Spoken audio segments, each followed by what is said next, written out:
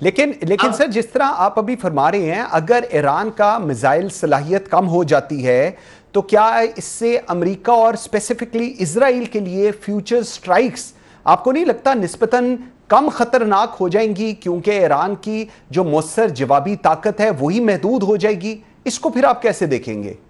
میں ایک سٹڈی ابھی پڑھ رہا تھا، میرا خیال ہے کہ سی آئی اے نے ابھی اور جو ڈپارٹمنٹ آف وار ہے اس نے ابھی ایک سٹڈی کر کے پریزیڈنٹ ٹرمپ کو دی ہے کہ ابھی بھی ایران کے پاس 60% of the surface to surface missiles اور 40% ڈرونز اویلیبل ہیں. ٹھیک ہے جی. اب 40% ڈرونز جو ہے نا وہ دے آر ابو 10,000. اوکے ٹھیک ہے نا. اور جب ہم کہتے ہیں کہ 60% میزائل کیپیبلٹی اویلیبل ہے اس کا مطلب we are talking of missiles more than 4,000. بالکل ٹھیک. ٹھیک ہے نا.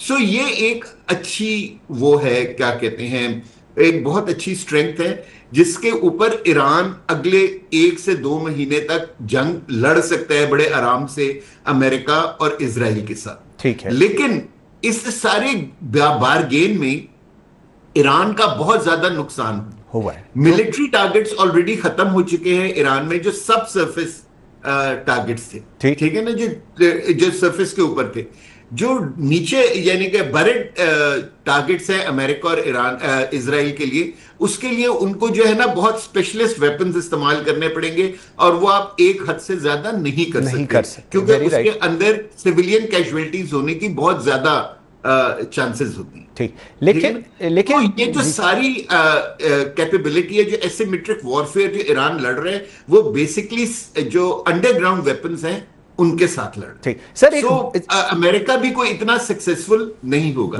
لیکن منصور میں ایک بات کہنا چاہتا ہوں کہ دیکھیے جہاں ہم امریکہ اور ایران کی طرف سے ایک خواہش دیکھ رہے ہیں کہ کسی طریقے سے یہ وار ختم ہو، جو تیسرا کمبیٹنٹ ہے اسرائیل اس کی خواہش ہے کہ یہ کانفلکٹ چلتا رہے کیونکہ اس کا جو اسٹریٹجک ڈیزائن ہے آف اے گریٹر اسرائیل کا وہ اسی طرح ہی کمپلیٹ ہوتا ہے.